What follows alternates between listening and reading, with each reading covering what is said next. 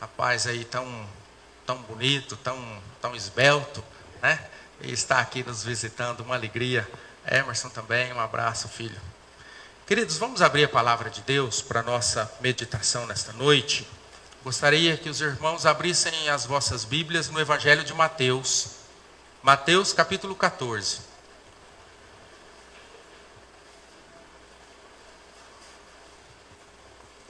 Nós ainda não temos as salinhas, então assim, ainda temos algumas dificuldades ainda, mas em breve Deus há de abençoar que tudo volte ao normal. Evangelho de Mateus capítulo 14. Nós vamos ler dos versos 1 a 12. Mateus 14, 1 a 12. Como bom mineiro eu falo 14. Né? Alguns aqui falam 14. Né, irmã Rosiane? 14. Né? Como bom mineiro é 14. Nos diz assim a palavra de Deus. Evangelho de Mateus, capítulo 14, versos 1 a 12. Por aquele tempo, ouviu o tetrarca Herodes a fama de Jesus. E disse aos que o serviam: Este é João Batista. Ele ressuscitou dos mortos. E por isso nele operam forças miraculosas. Porque Herodes, havendo prendido e atado a João, o metera no cárcere. E por causa de Herodias, mulher de Filipe, seu irmão, pois João lhe dizia: Não te é lícito possuí-la? E querendo matá-lo, temia o povo, porque o tinham como profeta. Ora, tendo chegado o dia natalício de Herodes, ou seja, o seu aniversário, dançou a filha de Herodias diante de todos e agradou a Herodes, pelo que prometeu com juramento dar-lhe o que pedisse. Então ela, instigada por sua mãe, disse: Dá-me aqui, num prato, a cabeça de João Batista. Entristeceu-se o rei, mas por causa do juramento e dos que estavam com ele à mesa, determinou que lhe a dessem. E deu ordens e decapitou a João no cárcere. Foi trazida a cabeça num prato e dada à jovem, que a levou à sua mãe. Então vieram seus discípulos, levaram o corpo e o sepultaram. Depois foram e o anunciaram a Jesus. Amém? Vamos orar? Senhor, em nome de Jesus, Pai, nós te louvamos, agradecidos pela oportunidade de estarmos aqui nesse momento, podendo cultuar ao Senhor. Agradecidos, ó Deus, pelo Senhor nos perdoar dos nossos pecados. Gratos, ó Deus, por nos edificar com estas canções que aqui foram entoadas. Gratos pela tua palavra que foi lida. E te pedimos agora a iluminação do Espírito Santo, para que possamos compreender as verdades espirituais que o Senhor tem para as nossas vidas. Que ninguém se limite a apenas a minha voz ou a pessoa que esteja aqui à frente, mas que o Senhor quebrante os nossos corações para que sejamos sensíveis ao Espírito Santo do Senhor. Que nós possamos buscar no Senhor e não em quem está aqui à frente. Que possamos buscar a tua palavra, pois é ela o nosso verdadeiro alimento. Fale conosco, instrua-nos, edifica-nos, exorta-nos, conforme a sua vontade, o teu querer e o teu propósito. É o que te pedimos, em nome de Jesus. Amém.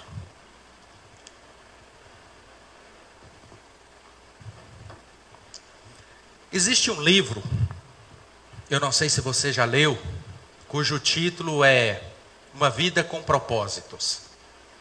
Se você não leu, pode ler, é um livro muito bom. Uma Vida com Propósito. E neste livro, o autor ele traz uma pergunta intrigante. Neste livro, o autor pergunta assim: o que dirige a sua vida? Já parou para pensar nisso? O que dirige a sua vida? O que dirige as nossas vidas? O autor afirma que todo indivíduo, quem quer que seja, ele é dirigido por algo. Ele tem a sua vida dirigida por algo. Pode ser um problema, uma pressão, uma preocupação, uma memória dolorosa, uma crença talvez inconsciente. O ser humano pode ser dirigido, guiado, movido pela culpa, pelo ódio, pela ira, pela raiva, pelo medo, pelo materialismo, ou mesmo pela necessidade de aprovação. Segundo o autor, existem forças conscientes e inconscientes que controlam nossas vidas. E quando nós olhamos para o texto que nós acabamos de ler, é exatamente isso que nós observamos. No contexto aqui, nós estamos no dia do aniversário de Herodes. Este Herodes aqui não é o Herodes o Grande, aquele responsável pela matança das crianças nos dias do nascimento de Jesus. Este aqui é Herodes Antipas, que era o governador ali da Judéia, no contexto do julgamento de Jesus Cristo. E como todo homem poderoso e vaidoso, ele fez uma festa glamourosa para celebrar o seu aniversário. Uma festa chique, uma festa extraordinária, uma festa realmente cheia de glamour, com tudo de bom e tudo do melhor. Os homens mais importantes da hierarquia judaica foram convidados, assim como os líderes romanos estavam participando deste evento. Pessoas selecionadas, pessoas da mais alta autoridade, patente, poder. Não era qualquer um que participava desta festa. E durante esta festa, a filha de Herodias, ela faz uma apresentação, uma dança, uma verdadeira apresentação de gala. E Herodes fica empolgado e alterado também pelo vinho. Então ele disse para ela que ele daria para ela o que ela quisesse. Ela poderia pedir dele qualquer coisa. E uma adolescente, ela vai até a sua mãe e, instigada pela mãe, cheia de rancor contra João Batista, ela pede que lhe traga a cabeça de João Batista em um prato. Neste texto, nós vemos como 3 forças dirigirão a vida das pessoas que estavam envolvidas aqui nessa festa de aniversário. São forças destrutivas da alma. E talvez existem muitas pessoas, talvez até mesmo pessoas que estão hoje aqui, sendo também dirigidos por essas forças, que infelizmente são forças destrutivas da alma. A primeira delas, qual é? A culpa. A primeira força destrutiva da alma se chama culpa. E os primeiros versículos deste texto nos mostram essa realidade, dos versos 1 a 4. Por aquele tempo, ouviu o tetrarca Herodes a fama de Jesus. Ou seja, estavam falando a respeito de Jesus. Jesus estava pregando, Jesus estava curando, Jesus estava libertando, Jesus estava operando milagres e maravilhas, e ele ouve falar a respeito desse Jesus. A fama de Jesus chega até Herodes. E ele então disse àqueles que o serviam: Este é João Batista. Ele ressuscitou dos mortos. E é por isso que nele operam essas forças miraculosas. E por que ele disse isso? Porque Herodes, havendo prendido e atado a João, o metera no cárcere por causa de Herodias, mulher de Filipe, seu irmão. Nós observamos aqui que Herodes, ele vive com um fantasma em sua vida. Um fantasma que o rondava constantemente. E quando ele ouve falar que ali naquela região se levanta um profeta, e que através deste profeta se opera milagres e maravilhas, ele fica completamente assustado e ele fala: é João Batista. João Batista ressuscitou. É o espírito de João Batista.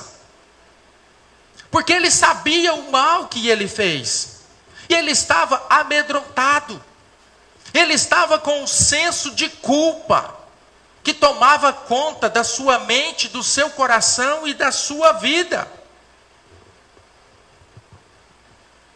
Basta observarmos que ele tem uma leitura aqui completamente precipitada e equivocada. Era Jesus. E ele pensa que era Herodes, que era João Batista que havia ressuscitado. A sua culpa, o seu peso de consciência é que tomava conta da sua vida. Ele vivia assombrado.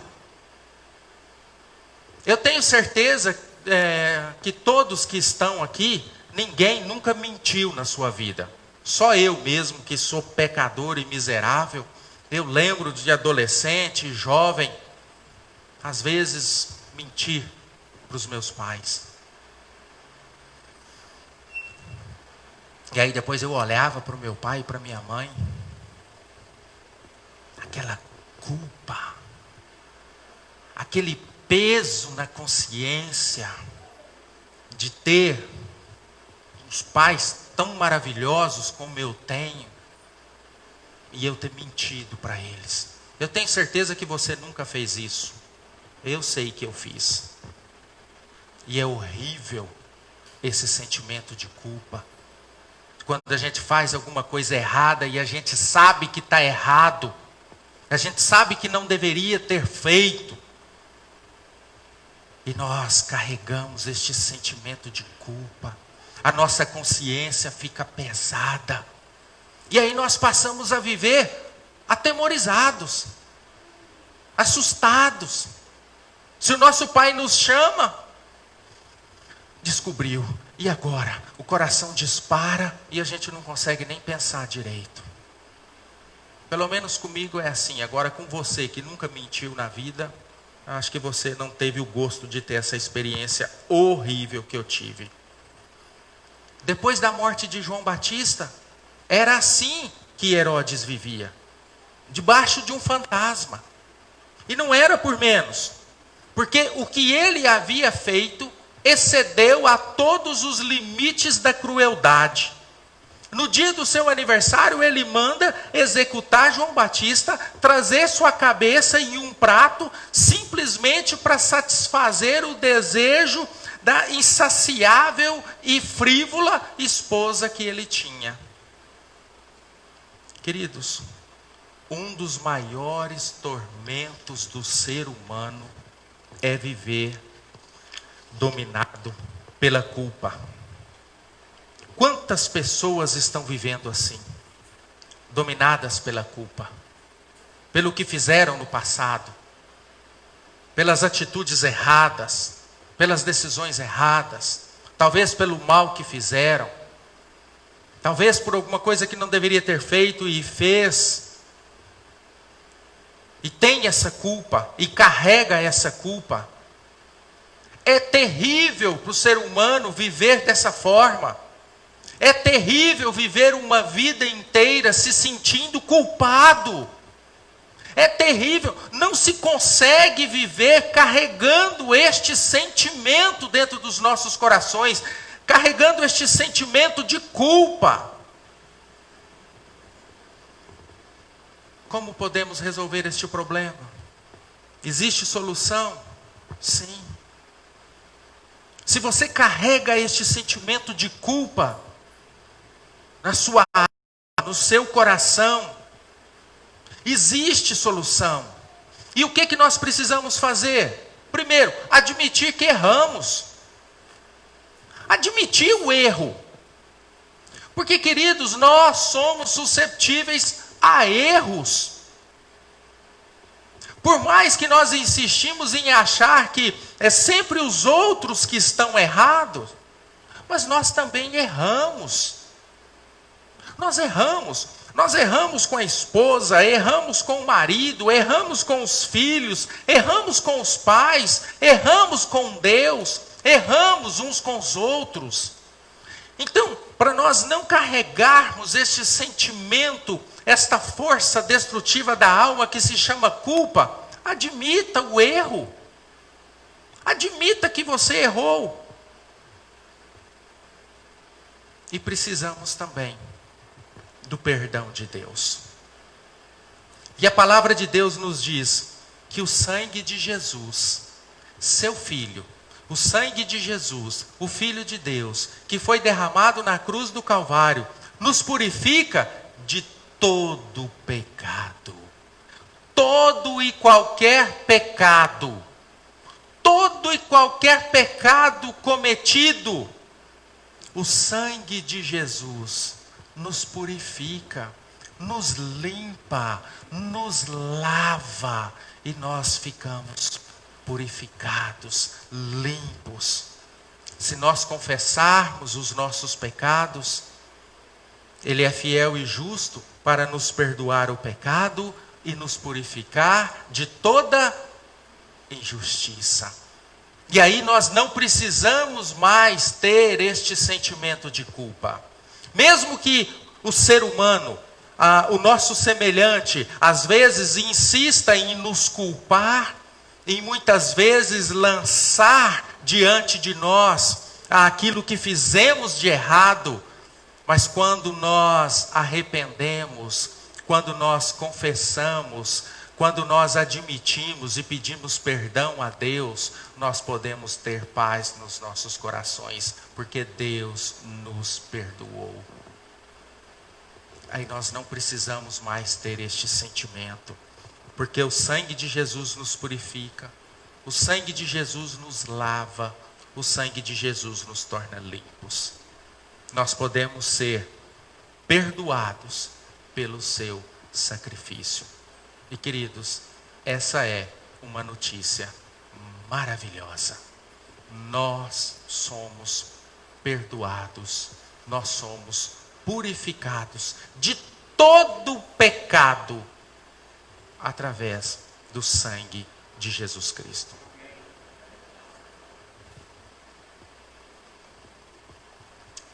Mas uma outra força destrutiva da alma se chama ódio. Ódio. Eu tenho certeza que ninguém aqui, a não ser eu, novamente, nunca sentiu ódio de ninguém na vida. Eu tenho certeza que é só eu. Você, eu tenho certeza que não. Eu tenho certeza que você nunca odiou ninguém. O ódio é um sentimento destrutivo da alma. Herodias, ela era uma mulher dominada pelo ódio e pelo desejo de vingança. Ela era esposa de Herodes Filipe, com quem ela teve uma filha. Só que ela deixa o seu marido para se casar com Herodes Antipas, que também se divorciou. Nossa, que dificuldade! Que também se divorciou da sua primeira esposa, que se chamava Fazélia. Nome bom para pôr num filho, né? Fazélia. E essa união se torna um escândalo ali no palácio.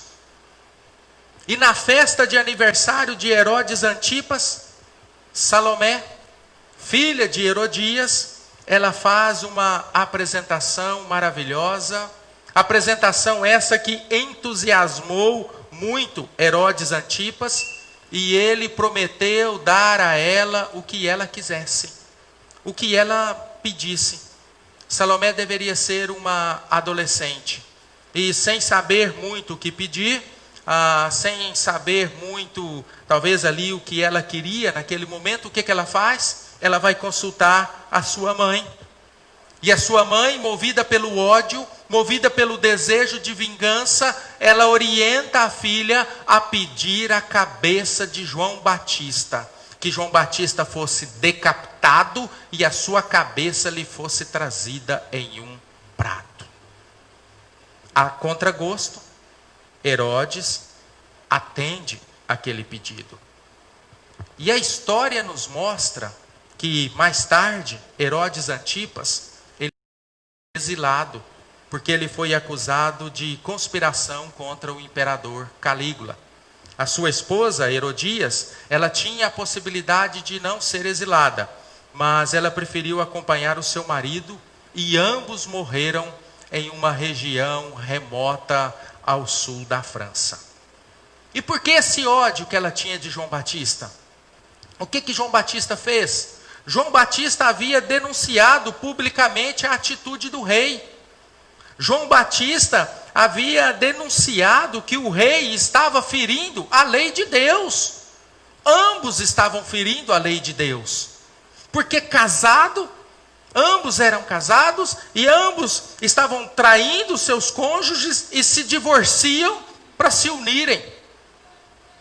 Uma união feita através de mentira, através de traição. Uma união dessa com certeza não pode ser abençoada por Deus.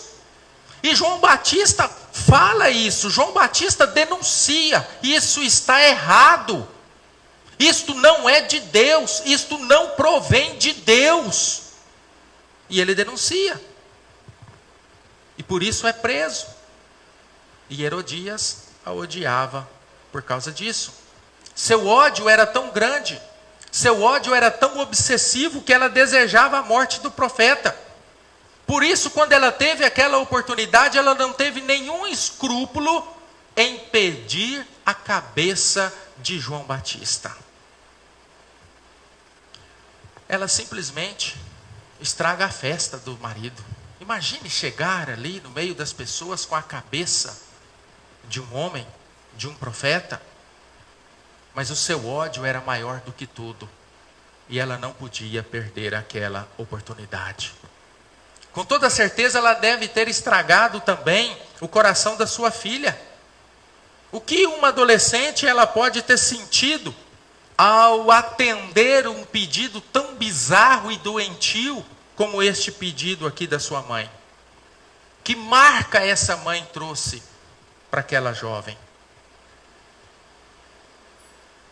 Meus irmãos, quantos desastres, quantas tragédias, quantos problemas nós trazemos para dentro da nossa casa, para o seio da nossa família, por causa do ódio e da mágoa que nós insistimos em carregar dentro dos nossos corações.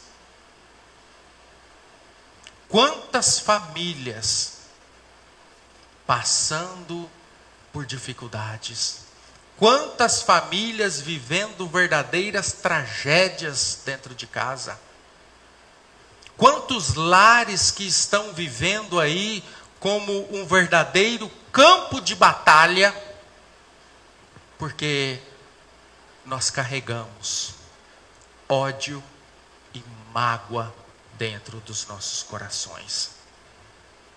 Pessoas dominadas pelo ódio se retroalimentam do rancor, da ira, da raiva. São movidas e guiadas por isso. Penetra suas veias, domina suas mentes. E isso impacta negativamente a sua família. Isso impacta negativamente gerações. Vai criando raízes, atingindo as pessoas ao redor e deixando marcas horríveis. O ódio, ele é destrutivo. O ódio, ele é rancoroso. O ódio, ele é fétido. O ódio, ele é amargo. O ódio, ele é cruel. Extremamente cruel. Mas acima de tudo, o ódio, ele é um mau conselheiro. Por quê? Ele animaliza o homem. O ódio faz com que o homem se torne estúpido, porque ele se distancia do bom senso. Pessoas que são dominadas e controladas pelo ódio, certamente são pessoas que possuem um desejo obsessivo e vingativo. São dominados por uma força estranha e nada mais importa a não ser saciar a sua raiva.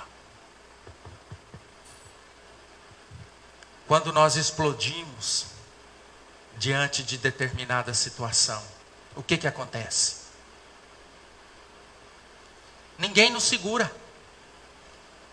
Nós ficamos cegos de raiva, de ódio, de ira.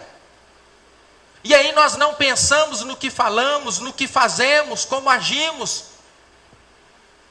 E afetamos tudo e todos que estão ao nosso redor. Mas naquele momento nós estamos agindo de maneira animalesca. E naquele momento que nós explodimos, que agimos e que falamos, que xingamos, que ofendemos, que maltratamos, ali nós estamos mostrando o nosso verdadeiro eu, a nossa verdadeira natureza. Não se deixe ser dominado pelo ódio.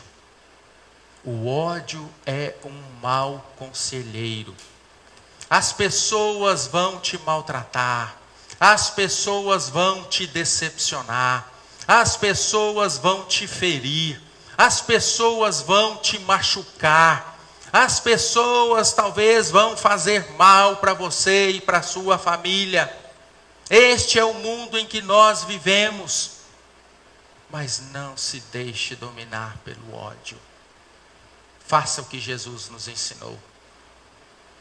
Ame, perdoe e ore. Do contrário, seremos dominados pelo ódio.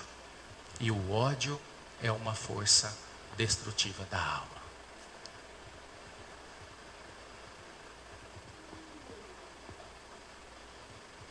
Terceira força destrutiva da alma: desejo de popularidade e aceitação.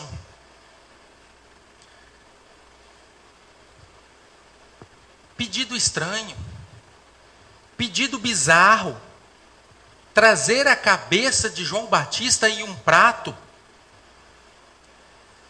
E por que então Herodes atendeu, sendo que ele mesmo não concordava com isso? Pois se você observar aqui no verso 9, você vai ver, entristeceu-se o rei.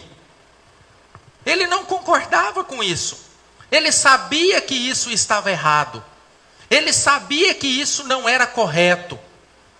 Por que então ele fez? Herodes, assim como a maioria dos homens públicos, se tornam vítimas da sua projeção pública. Começam muitos, infelizmente, viver para quê? Para satisfazer a opinião dos outros. Vivem dependendo da aceitação e aplausos dos homens. Herodes deveria estar bêbado, mas, de certa forma, ainda lúcido, suficiente para saber que aquilo que ele estava fazendo estava fora da linha do bom senso. É o que nós vemos no verso 9. Mas, neste contexto, a sua popularidade ela estava em baixa. E por causa do seu relacionamento com Herodias, ele havia caído em desgraça. Afinal, ele havia tomado a mulher do seu meio-irmão. E a população religiosa de Jerusalém não havia aceitado aquela atitude. Isso quebrava os padrões morais daquela sociedade, até mesmo de quem não era religioso. Isto, na verdade, seria um escândalo até mesmo nos dias de hoje, em que nós vivemos dias de uma moral tão frouxa quanto a nossa. Mas Herodes, ele queria melhorar a sua popularidade. Herodes, ele queria aplausos. Herodes, ele queria projeção na sua vida. Queridos, muitas pessoas, principalmente os mais jovens, adolescentes e jovens, vivem aprisionados a este desejo de aceitação e popularidade. Muitas pessoas cristãs, e aqui não somente jovens, mas pessoas que se dizem cristãs, pessoas de dentro da igreja, pessoas que dizem que têm um compromisso com Cristo, quando estão em determinados ambientes ou em determinados eventos, por causa da necessidade de aceitação das outras pessoas, por causa da necessidade de popularidade, se comportam muitas vezes como se não tivessem nenhum compromisso com Cristo. Porque são pessoas que não têm coragem para dizer: não, isso eu não faço. Não, isso eu não aceito. Não, com isso eu não concordo. Muitas pessoas, por causa da questão da popularidade e aceitação, agem em contrariedade com os princípios da palavra de Deus. Nós aqui nunca tomou uma decisão pressionado pela aceitação dos outros? Quantas decisões nós tomamos em virtude da aceitação dos outros? Quantas decisões nós tomamos por causa da popularidade? Quantas decisões nós tomamos para ser o cara? Bem-quistos, bem vistos e bem aceitos no contexto social, mesmo que isso esteja fora dos padrões da palavra de Deus. Herodes pede a cabeça de João Batista. Não é porque ele achava que aquilo era bom, ele sabia que estava errado, mas ele queria aprovação. E o texto nos fala que ele ficou triste. Mas o ódio da sua mulher estava contaminando tudo, inclusive o seu coração. E o seu desejo de popularidade e aceitação faz com que ele aceite aquele estúpido pedido que foi feito. Não tenha o desejo de popularidade e aceitação como prioridade na sua vida, mas sim o compromisso com Deus e a sua palavra. E muitas vezes, este compromisso que você assume com Deus e a sua palavra, vai fazer com que você seja mal compreendido, mal interpretado, e às vezes até mesmo perseguido e mal visto, como nós vimos hoje na escola bíblica dominical. A mensagem do profeta Jeremias, uma mensagem que era totalmente impopular, e ele sofre perseguições, ele é maltratado por isso, mas ele permanece fiel a Deus e a sua palavra. E meus irmãos, finalizando, imediatamente após sairmos dessa narrativa, a Bíblia se volta para as atitudes de Jesus. É muito importante nós observarmos aqui como Jesus agiu nessa situação. Olha o versículo 13, a primeira parte. Versículo 13, a primeira parte. Jesus, ouvindo isto, ouvindo o quê? Que João Batista foi morto, foi decapitado. Ouvindo isto, retirou-se dali num barco para um lugar deserto à parte. A notícia foi dura. A notícia foi cruel. A notícia foi difícil para os discípulos, e especialmente para Jesus. Especialmente para Jesus, porque às vezes nós temos uma visão errada a respeito de Jesus. Sabemos que Jesus é o Filho de Deus e é o próprio Deus, mas Jesus é também, ao mesmo tempo, a natureza humana, ao mesmo tempo ele é homem. Ao mesmo tempo que ele é Deus Todo-Poderoso, ele é homem que sofre, que sangra, que sente fome, que sente dor, que sente sede, que sente tristeza. E ele fica abalado com essa notícia, porque João Batista, além de ser o seu precursor, era também o seu primo, fazia parte da sua família.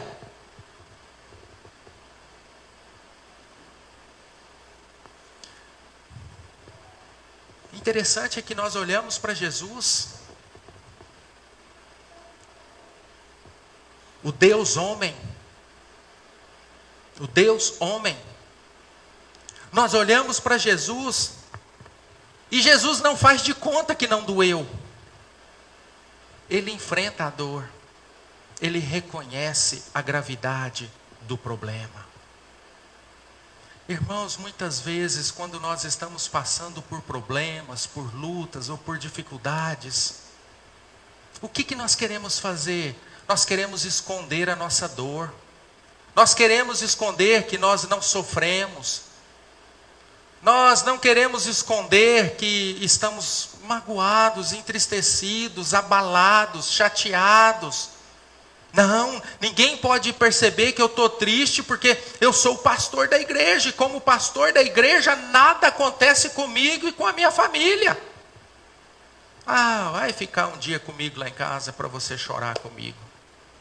Estou precisando de alguém para chorar junto comigo. Queridos, nós estamos vivendo aí um momento difícil. Amigos morrendo. Entes queridos morrendo. Hospitalizados. Passando por dificuldades. Irmãos, nós não podemos negar ou esconder a nossa dor, porque nós somos gente, e Jesus mostra aqui que ele, além de ser Deus, ele também é homem, e ele não esconde a sua dor. Ele demonstra a sua dor, ele demonstra que ele estava sofrendo com aquela notícia, ele demonstra que aquilo o deixou abalado. O cristianismo não é romântico, como muitos ensinam por aí. Irmãos, a dor existe, o sofrimento existe, a dor é real, é democrática e acontece com todos. O presbítero sofre. Irmãs, vida inteira dedicada à igreja, sofre. A dor existe, irmãos. E nós sentimos, mas nós tentamos esconder a dor. Nós precisamos aprender a reconhecer que existe um problema. Talvez nós precisamos aí de uma orientação espiritual, de um psicólogo, psiquiatra, de um cuidado especializado. Nós precisamos reconhecer isso, mas não. Comigo não acontece nada, não posso mostrar que eu sou fraco. E Jesus faz questão de demonstrar a sua humanidade. E ele se retira dali. Por quê? Porque ele estava sofrendo. Ele estava sofrendo pela morte de quem ele amava. O livro de Marcos, que tem o texto paralelo, correlato ao texto de Mateus, Marcos registra algo que Mateus não registra, e que é muito importante. em Marcos 6,31 diz assim: então ele lhes disse, Jesus disse aos discípulos: vinde repousar um pouco à parte, num lugar deserto, porque eles não tinham tempo nem para comer, visto serem numerosos os que iam e vinham. Jesus recebe aquela notícia, e nós sabemos que sempre uma multidão acompanhava Jesus. Mas o que ele faz naquele momento? Ele para. Vamos parar. Vamos para um lugar. Vamos para um lugar deserto. Porque essa doeu. Essa foi forte. Essa nós sentimos. Vamos nos recuperar disso. Queridos, tragédias acontecem.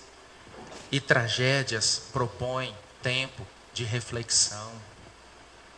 Luto tem que ser vivido. Eu disse hoje pela manhã no programa, na rádio, às vezes as pessoas, quando nós estamos aí passando por momentos de dificuldade, as pessoas vêm de boa vontade querer nos ajudar e falar: olha, seja forte, você vai conseguir. A intenção é boa, mas isso não ajuda em nada. Sabe por quê? Porque aí nós estamos sofrendo, nós estamos sentindo, nós estamos chorando, então eu sou fraco. E aí nós ficamos ainda pior. Se você está sentindo dor, sinta, chore, desabafe, fale com Deus, abra o seu coração. Não é vergonha, não é demérito, porque dói, porque machuca. Queridos, nós vivemos situações que arrebentam com o nosso coração. Mas aí, nós, por causa da popularidade, ou porque, não, eu tenho que demonstrar que eu sou uma pessoa de fé, eu tenho que andar o dia inteiro por aí como se nada me atingisse. E Jesus, o Deus homem, ele demonstra que sentiu. E ele para. E aí nós queremos resolver os nossos problemas com ativismo. Fazer um monte de coisa. Não, eu não vou parar, eu vou fazer isso, eu vou fazer aquilo, eu vou fazer aquilo outro. Eu vou para a igreja todo dia. Pastor, vamos fazer uma campanha na segunda, vamos fazer um encontro na terça, vamos fazer um estudo na quarta, vamos fazer uma oração na quinta, não sei o que na sexta, e plantar bananeira no sábado. No domingo tem culto. Vamos fazer um monte de coisa. Queridos, ativismo não substitui a dor. Ativismo não resolve o problema do sofrimento. Está sofrendo? Então sofra. Quer chorar? Chore. Desabafe. Procure um ombro amigo. Sempre existirão. Nós observamos no texto que uma multidão acompanhava pessoas. Sempre existirão pessoas demandando nosso tempo e a nossa atenção. E quanto maior for o nosso destaque, ou maior for a nossa projeção, mais as pessoas vão exigir do nosso tempo. Mas, queridos, existem momentos em que nós precisamos parar. Os presbíteros dessa igreja são testemunhas. Tem momentos que eu já coloquei no grupo ali do conselho. Irmãos, hoje eu estou recluso. Hoje eu parei. E graças a Deus, estes homens de Deus entendem que eu também sou um ser humano, assim como eles são. Até mesmo no presbitério, na semana passada, depois que o 5º membro da nossa família morre, coloquei no grupo do executivo: irmãos, preciso de um tempo, preciso parar. e nós estamos aí às vésperas de uma reunião, decisões importantes. Eu preciso parar. Tem momentos que nós precisamos parar, queridos. E nós precisamos reconhecer isso. Jesus precisava aqui deste tempo com os discípulos. Por quê? Porque aquela experiência foi dolorosa demais.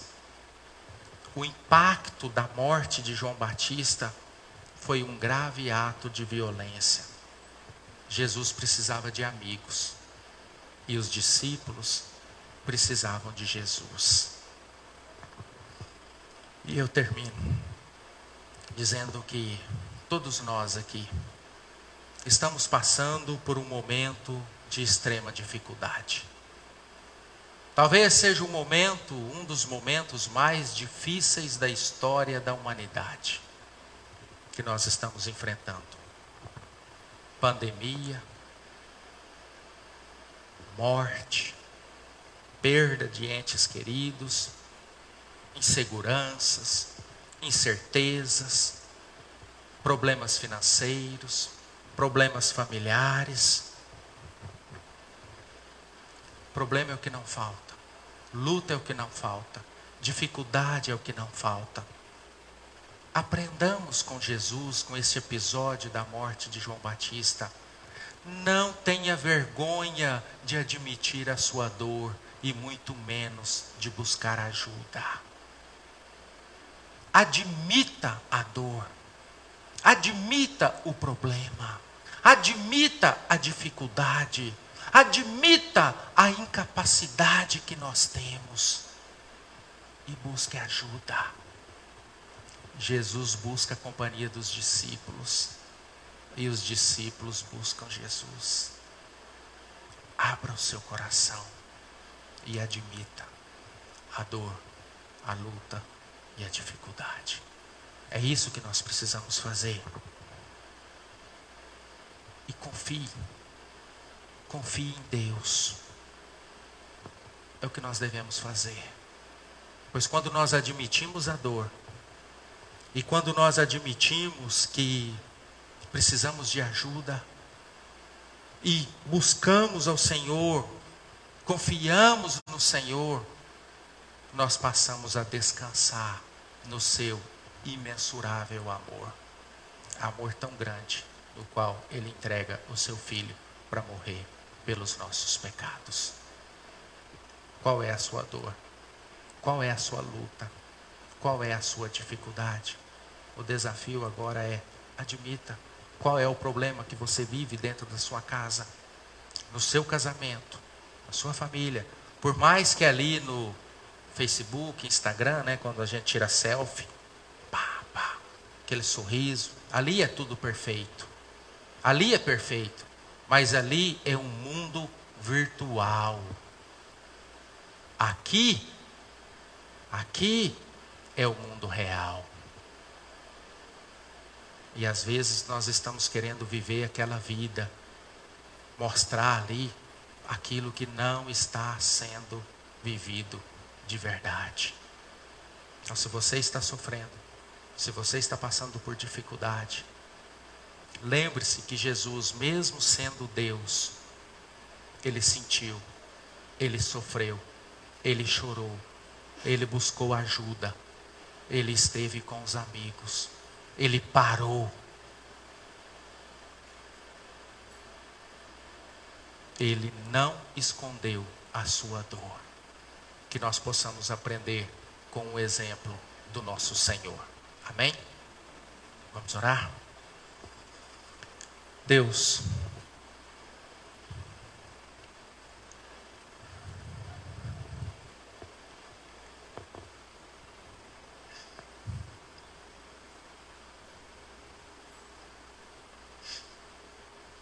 nós reconhecemos, Pai, diante do Senhor a nossa dor. Nós estamos vivendo dias difíceis. Perdemos amigos.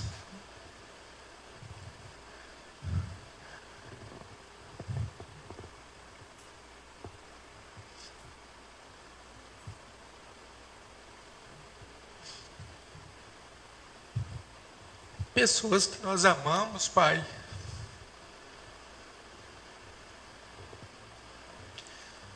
E vivemos situações que nós reconhecemos que não temos condições por nós mesmos, ó Pai. E eu tenho certeza que não é só eu que estou chorando aqui diante do Senhor, Pai. Muitos de nós aqui dentro, que têm coragem de admitir a sua fragilidade, a sua vulnerabilidade, a sua pequenez. Pai, nós estamos aqui porque nós precisamos de ajuda. Nós precisamos da ajuda do Senhor, Pai. Pois sem o Senhor nós não temos condições de prosseguir. Sem o Senhor nós não temos forças, ó Pai. Nos ajude e nos guie. Nos dê condições para superarmos essas adversidades que nós temos diante de nós. E em nome de Jesus também, Pai, eu te suplico, não nos deixe viver uma vida dominada pela culpa. Nós erramos, Pai. Nós já fizemos muitas coisas erradas nessa vida, Deus, das quais nós nos envergonhamos, nós nos arrependemos. Mas o Senhor nos perdoou. E se há alguém aqui que ainda não possui essa paz no seu coração, do perdão do Senhor, Pai, que possa sair daqui sentindo este alívio. Pois o sangue de Jesus, ele é poderoso para perdoar todo e qualquer pecado, Pai. Não nos deixe sermos dominados pelo ódio. Nós não podemos retribuir o mal com a mesma moeda. Nós precisamos a semelhança de Cristo, amar, orar, interceder, até mesmo por aqueles que nos perseguem. Pois foi esse o exemplo que o Senhor Jesus nos deixou, Pai. Não nos deixe também vivermos dominados aí pela necessidade de aprovação dos outros, de aplausos. Pois aquilo que o mundo aplaude, aquilo que o mundo chama de normal, aquilo que aos olhos do mundo é correto, é bonito, é prazeroso, Pai, nós precisamos ver se diante da palavra do Senhor, isto não é pecado. Pois se for, o que nós precisamos é valorizar e honrar o compromisso com o Senhor. Mesmo que isso custe a nossa aceitação ou exclusão de determinados círculos. Mas, Pai, a nossa prioridade deve ser o compromisso com o Senhor. E nós precisamos testemunhar isso, não gritando pelas ruas, pela praça, desta forma, mas no nosso casamento, no nosso dia a dia, no nosso trabalho, nas nossas ações, sendo instrumento de bênçãos na vida das outras pessoas que também estão sofrendo nesses dias difíceis, como nós também sofremos, Pai. Nos ajude. E se há alguém aqui, Pai, que talvez esteja com vergonha de admitir a sua dor, o seu sofrimento, ou a necessidade de ajuda, Pai, que o Senhor guie, que o Senhor dê disposição para que essa pessoa se levante e reconheça, busque a ajuda. E o Senhor coloca pessoas como instrumento nas tuas mãos para nos ajudar, para nos abençoar. Quantas vezes a necessidade é simplesmente um ombro amigo para chorar, alguém para nos ouvir, alguém para coisas simples da vida que fazem muita diferença, Pai. Nos ajude, Senhor. Nos ajude, cada um de nós. todos que aqui estamos, Pai. Nós precisamos dessa ajuda do Senhor e nós reconhecemos isso neste momento. E nós oramos em nome de Jesus. Amém. Amém. Irmãos, não tenha vergonha. Não